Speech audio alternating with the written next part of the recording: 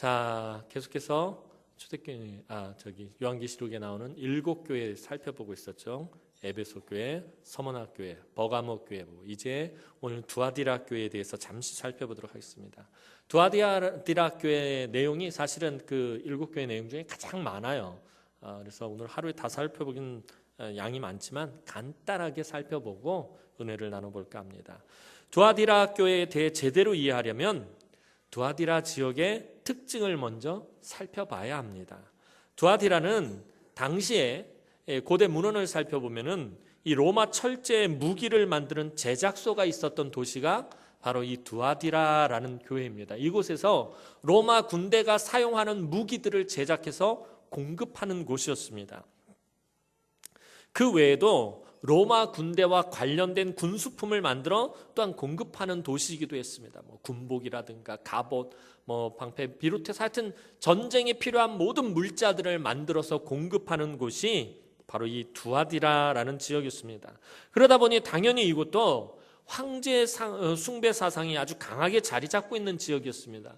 이 황제를 철저하게 숭배해야지 그 군대, 로마 군대의 물건을 납품하는 그 권리를 따낼 수 있기 때문에, 그걸 계속 유지할 수 있기 때문에 아주 철저하게 로마 황제를 숭배했던 그런 도시 중에 하나가 바로 이 두아디라라는 교회였습니다. 이 지역이었습니다. 또 종교적으로는 이 올림푸스 출신인 제우스의 아들 아폴로를 섬기는 곳이 바로 이 두아디라 지역입니다.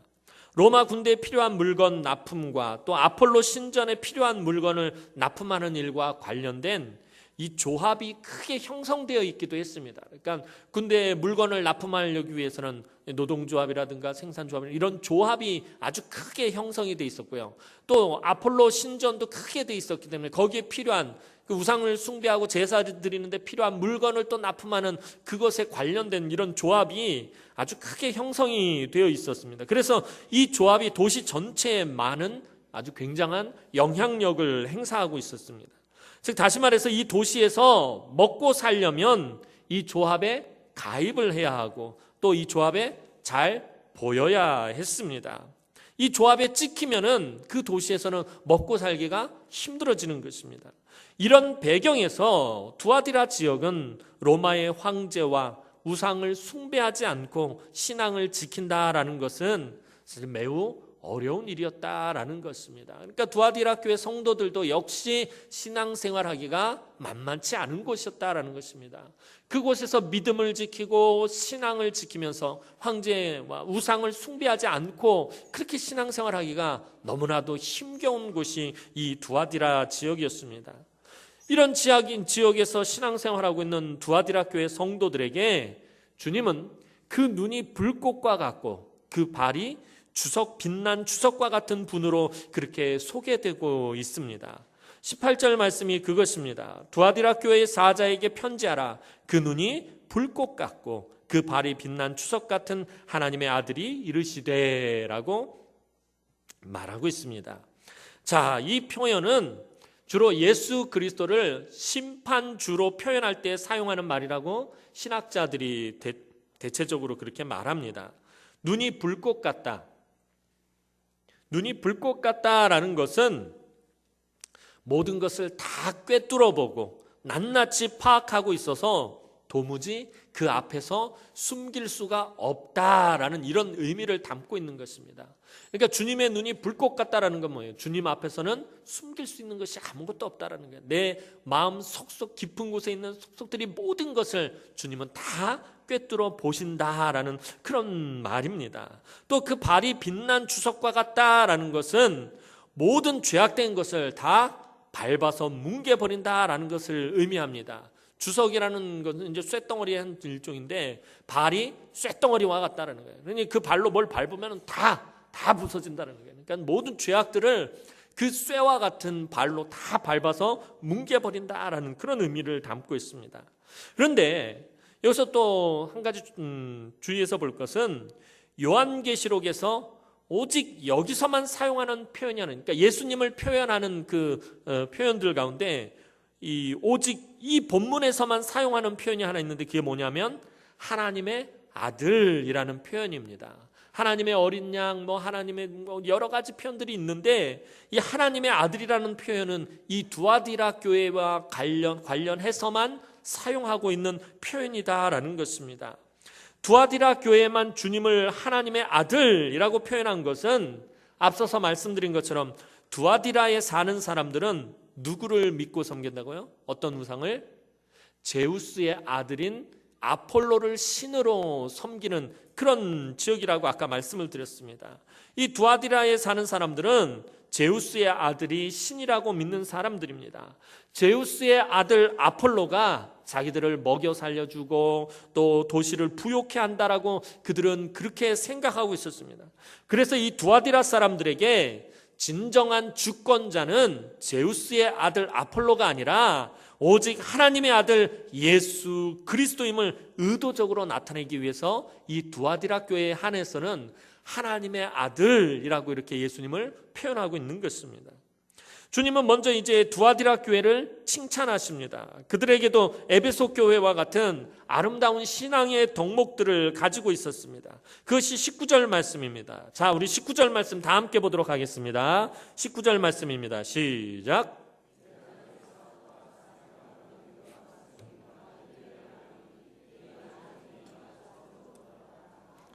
아멘. 자, 두아디라 교회는 사랑과 믿음과 인내와 섬김이 이게 줄어드는 것이 아니라 신앙생활을 하면서 이런 것들이 우리가 처음 시작할 때 뜨거운 열정을 가지고 열심을 다하면서 막 하지만 갈수록 이게 점점 식어들잖아요. 근데 두아디라 교회는 그런 것이 아니라 사랑과 믿음과 인내와 섬김이 줄어드는 것이 아니라 갈수록 더욱 풍성해지는 그런 교회였습니다. 주님께서는 이것을 인정하시고 또 칭찬하셨습니다. 그런데 두아디라 교회에 소개된 주님의 모습은 아까 심판주의 모습이다라고 말씀을 드렸습니다. 그렇다면 심판의 때에 주님께서 중요하게 보시는 것이 무엇인지를 알 수 있다라는 것입니다. 주님은 마지막 때에, 즉 우리 남은 교회를 바라보시면서 우리에게 사랑과 믿음과 인내와 섬김이 있었는지 그것을 주의 깊게 보신다라는 것입니다. 우리가 얼마나 많이 모였으며 또 우리가 얼마나 많은 일들을 했으며 우리가 얼마나 대단한 일을 했는지 주님께서는 그것을 보시는 것이 아니라, 물론 이런 것들이 중요하지 않다 이것은 아닙니다. 주님께서 더욱 중점을 두고 보시는 것은 마지막 때에, 심판의 때에 우리 남은 교회 성도들을 바라보시면서 우리 주님께서 더욱 중점을 두시는 것은 우리가 이 땅을 사는 동안에 우리에게 사랑과 믿음과 인내와 섬김에 얼마나 최선을 다했는지 그것을 보신다라는 것입니다. 이 점에 대해서만큼은 두아디라 교회 성도들은 주님께 칭찬과 인정을 받았습니다. 그런데 이들이 칭찬만 받은 것은 아닙니다. 이들은 버가모 교회 성도들이 니골라당의 교훈과 발람의 교훈에 빠진 것보다 더 치명적인 죄를 범하고 있었습니다. 이 버가모 교회는 니골라당의 교훈과 발람의 교훈에 그냥 속아 넘어가기만 했는데, 그런데 이 두아디라 교회 성도들은 속아 넘어간 정도가 아니라 아예 죄악의 그 한복판에 서서 죄를 직접 그 온몸으로 행하고 있었다라는 것입니다. 두아디라 교회 성도들은 자칭 선지자라고 하는 이세벨이라는 여자의 유혹과 그 가르침에 빠져서 그만 행음을 하고 말았습니다. 그것이 20절 말씀입니다. 20절 말씀 보겠습니다. 시작.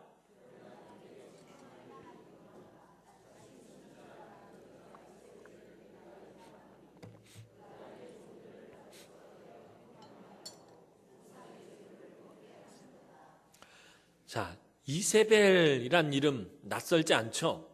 어디서 많이 들어본 것 같잖아요. 그죠? 어디서 들어봤을까? 우리 집사람 이름은 아닐 테고. 그죠? 네? 역시 우리 장로님. 아합의 마누라 이름이랍니다.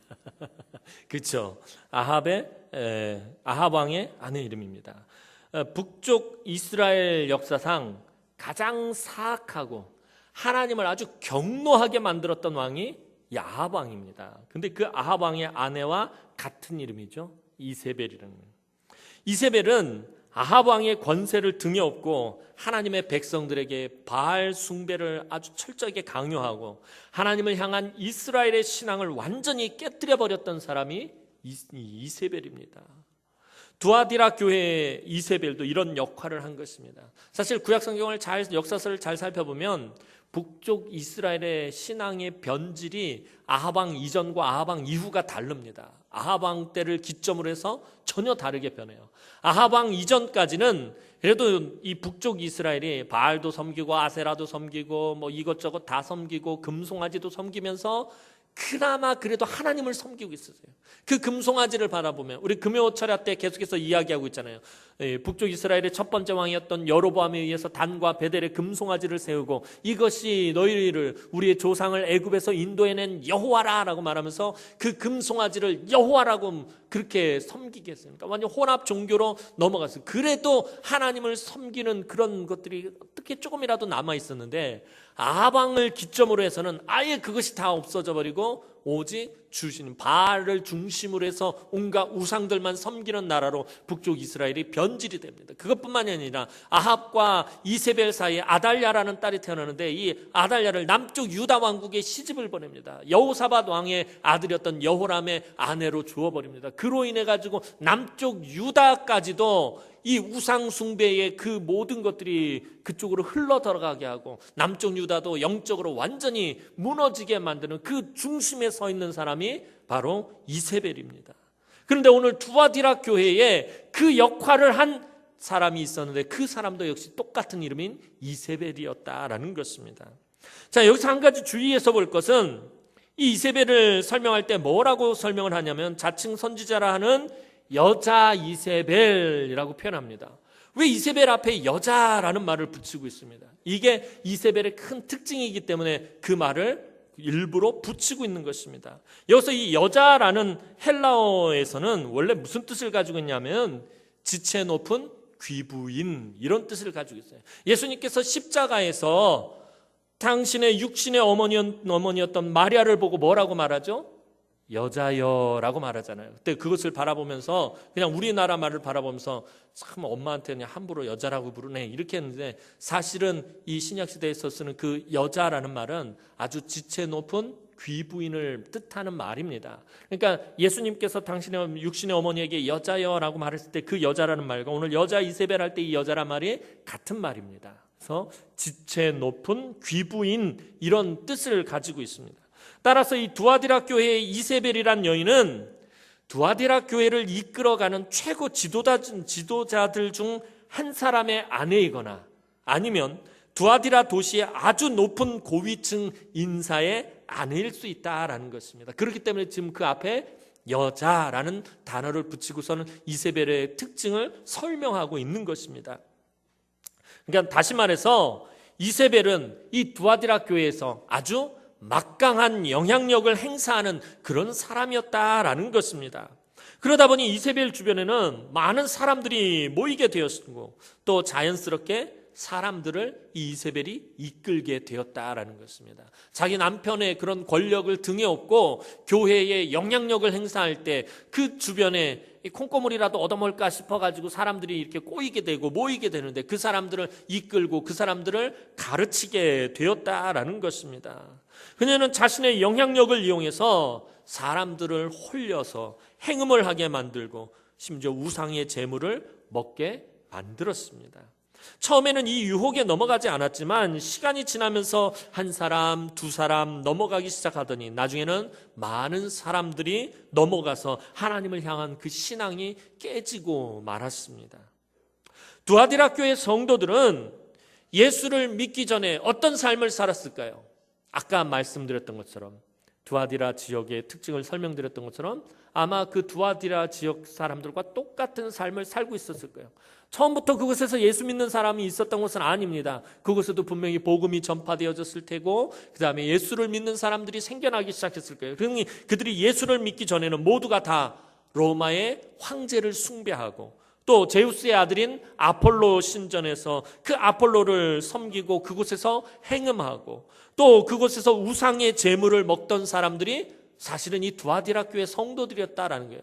원래 처음부터 이들이 예수를 믿은 것이 아니라 다 두아디라 그 지역 사람들처럼 똑같이 그렇게 살던 사람들이었습니다. 이세벨은 이것을 알고 아주 집요하게 그들의 약점을 파고들었던 것입니다. 이것이 사탄이 하는 짓거리입니다. 이것이 24절에서 말하는 사탄의 깊은 것이라는 것입니다. 사탄은 항상 우리의 약점을 잡고 또 가장 달콤한 것으로 우리를 유혹합니다. 그래서 우리 중에 그 누구도 이 사탄의 유혹 앞에 안전한 사람 한 사람도 없어요. 목사인 저도 마찬가지예요. 사탄의 유혹 앞에 목사라는 타이틀이 아무 중요하지 않다라는 것입니다.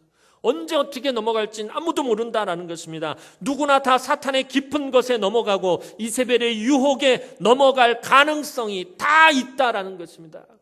신앙생활을 아무리 오래 했다 할지라도 50년, 60년 태어나서부터 지금까지 수십 년을 평생을 예수 믿었다 할지라도 넘어갈 수 있고 또 교회 안에서 귀한 직분을 받았다고 마음을 놓으면 절대로 안 됩니다.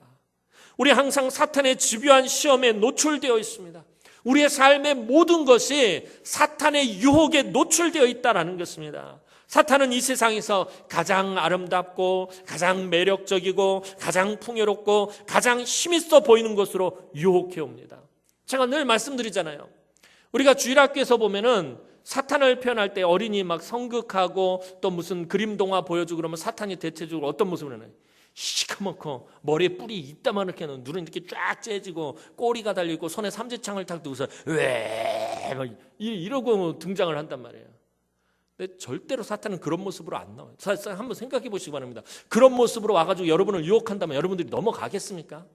아무도 안 넘어가요. 그러면 그런 모습으로 나타나면 여러분들 십중 팔구 사탄아 물러가라, 예수의 이름으로 명하나 물러가라 그럴 테지 여러분들이 그거 유혹에 넘어가겠습니까? 그런 모습으로 넘어와가지고서 유혹하는 넘어가면 그 사람은 제정신이 아닌 거예요. 사탄은 절대로 그런 모습으로 나타나지 않습니다.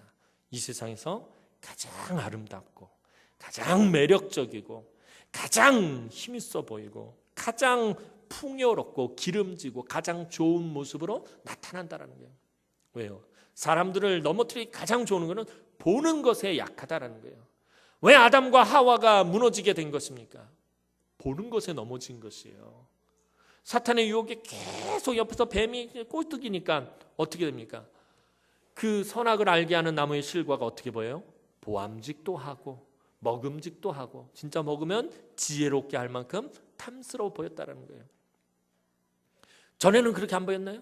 아니에요. 그날 처음 아담과 하와가 선악을 알게 하는 나무의 실과를 본 게 아니에요. 늘 그들이 그 동산에서 뛰어다니면서 놀고 재밌게 놀고 나 잡아봐라, 네 잡으면 죽는데 그러면서 막 쫓아다니면서 그 선악을 알게 하는 나무 주변에서 맨날 놀고 있었다고요. 그때는 아무렇지도 않았어요. 그런데 사단이 유혹을 하니까 그것이 어떻게 돼요? 보암직도 하고 먹음직도 하고 정말 실제로 먹으면 지혜롭게 할 만큼 탐스럽게 보였다라는 거예요. 항상 사탄은 우리를 유혹할 때 어떻게 해요? 보는 것으로 유혹을 한다는 거예요. 보는 것으로. 그래서 우리가 보는 것을 잘 봐야 되는 거예요. 보는 것에서 우리가 밀리면 넘어지게 되고 시험에 들게 되고 낙심하게 되고 무너지게 된다라는 것입니다. 사탄은 절대로 우리에게 보기 흉한 모습으로 나타나지 않는다는 거예요. 내 삶에 있어서 나의 가장 약점, 그것을 붙들고 공격해 온다라는 것입니다. 그래서 하나님 앞에서 늘 깨어있지 않으면 우리 모두는 다 넘어갈 수밖에 없어요. 하나님 앞에서 우리가 깨어서 기도하고 말씀 붙잡고 있어도 사단은 치열하게 우리를 공격해 오는데 우리의 신앙생활의 모습은 그것과 맞서서 싸우는 치열한 그런 영적 전쟁의 모습이 아니라 우리는 그런 모습을 보이지 못할 때가 많다라는 거예요. 그래 자꾸 넘어지게 되는 것입니다. 사탄은 모든 것을 다 동원해서 우리를 공격하는데 우리는 너무 무방비 상태로 있을 때가 많습니다. 이제 이 일에 대해서 주님이 말씀하십니다. 자, 22절, 23절 말씀 보겠습니다. 22절에서 23절 말씀이요. 시작.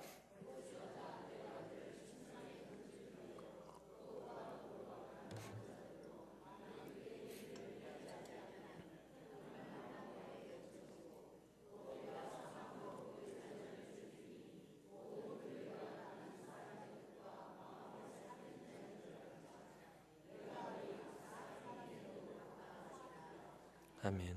자, 주님은 이세벨의 유혹에 걸려든 사람들을 어떻게 하시겠다고 말씀하십니까? 침상에 던지겠다라고 말씀하십니다. 이 침상에 던진다라는 말은 23절에 죽이다라는 말과 같은 의미의 말입니다. 자, 죽을 병에 걸려 침상에 눕게 된다라는 것입니다. 병에 걸려서 침상에 눕게 되는데 근데 다시는 그 침상에서 일어나지 못하게 된다라는 말씀입니다. 무슨 얘기냐면 결국 계속해서 죄를 범하면, 죄를 끊임없이 계속해서 범하면 우리의 몸과 영혼이 죽게 된다는 거예요. 멸망길로 가게 된다라는 것입니다. 그런데 우리 주님은 그러한 두아디라 교회 성도들을 그대로 내버려 두신 것이 아니라 21절 말씀을 보면 분명히 회개할 기회를 주셨다라고 말했어요. 회개할 기회를 끊임없이 주셨음에도 불구하고 전혀 회개할 기미가 보이지 않자 주님은 이렇게 심판을 선언하신 것입니다. 행음하는 죄. 오늘 이 두아디라 교회에서 가장 치명적인 죄는 바로 이 행음하는 죄예요. 이세벨의 유혹에 넘어가서 행음을 했다라는 거예요. 이 행음하는 죄는 하나님이 우리에게 주신 모든 아름다운 것들을 파괴하는 죄예요. 그래서 이 행음하는 죄가 무서운 죄예요. 하나님께서 우리에게 주신 아름다운 것들이 무엇이 있을까요?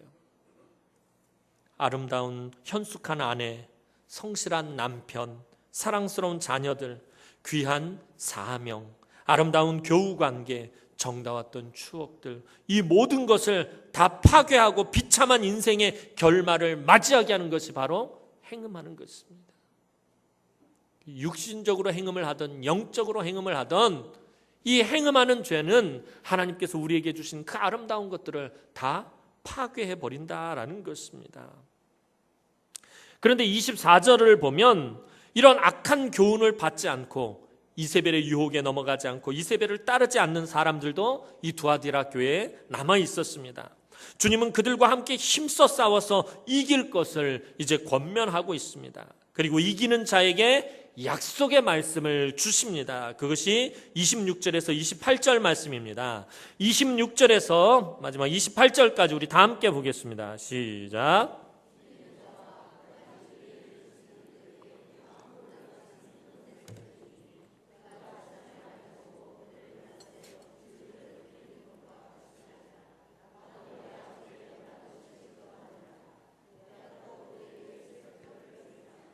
아멘.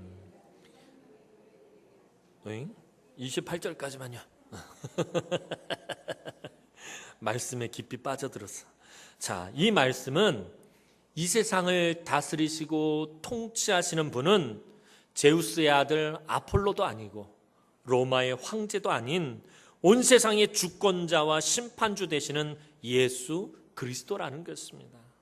주님은 철장을 가지고 있다라고 말씀하고 있는데 이것은 온 세상을 다스리고 심판할 권세가 그분에게 있음을 나타내는 말입니다.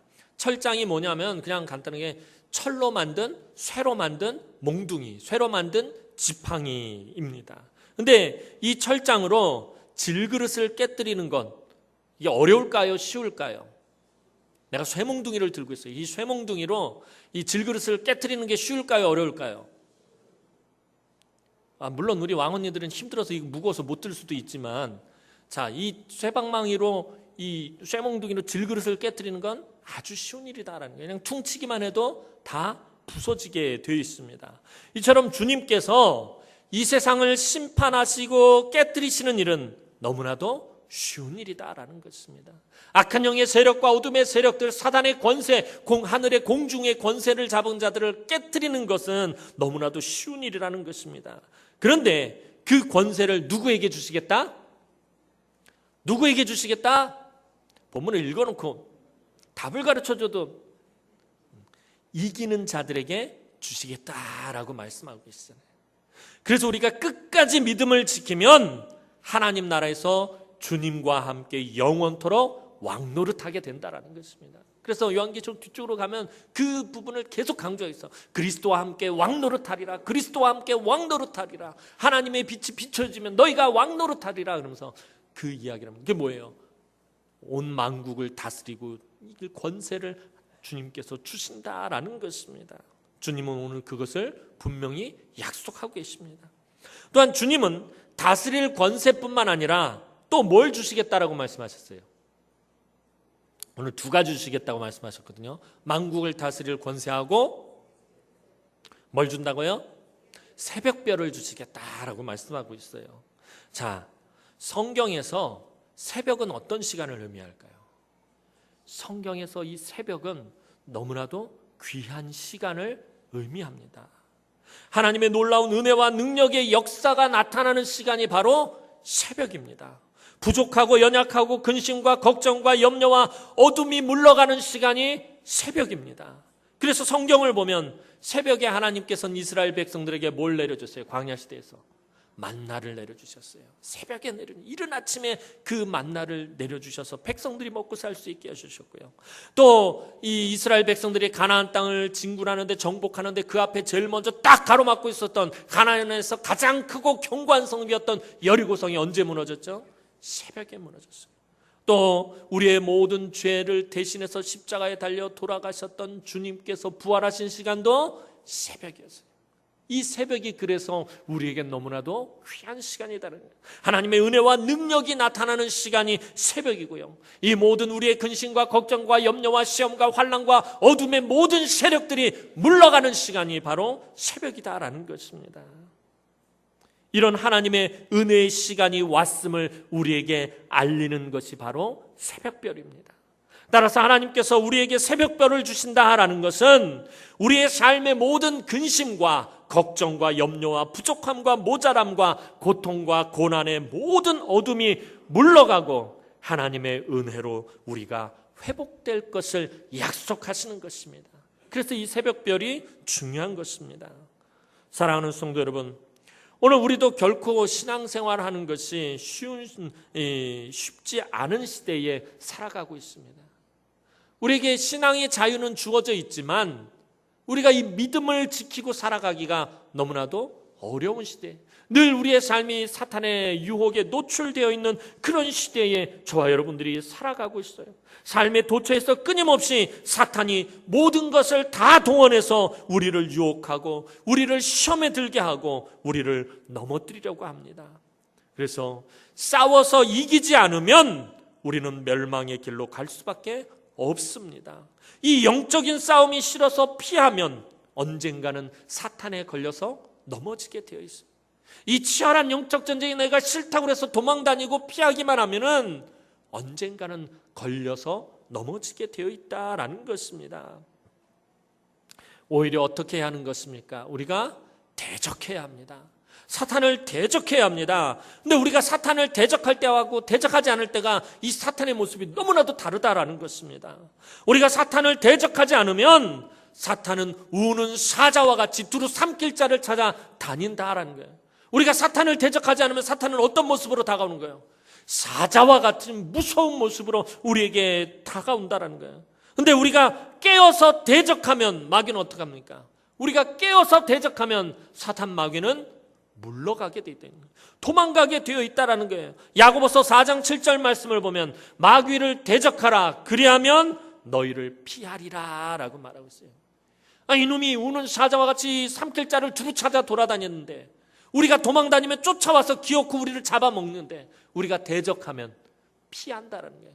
도망가게 되어 있다는 것입니다. 여러분이 사탄과 타협하지 않고 대적해서 싸우면 주님께서 만국을 다스리는 권세를 주시며 이기게 하실 것입니다. 그 철장으로 질그릇 깨트리듯이 사탄의 권세를 깨트리실 것입니다. 새벽별 같은 주님께서 우리와 함께 하시며 우리를 지키시고 우리를 보호하시고 우리를 인도하실 것입니다. 우리의 삶의 모든 어둠이 물러가게 하실 것입니다. 오늘도 만국을 다스리는 권세를 가지신 우리 주님과 동행하며 날마다 승리하여 하나님 나라의 새벽별과 같이 존귀한 자로 우리 주님께 인정받는 우리 남흥의 모든 성도들이 되기를 주님의 이름으로 축원합니다. 기도드리겠습니다. 사랑과 은혜가 많으신 아버지 하나님, 은혜와 사랑을 진심으로 감사를 드립니다. 오늘 우리가 이 땅을 살아갈 때에 하나님, 우리의 믿음을 지키기가 참 어려움을 하나님 고백합니다.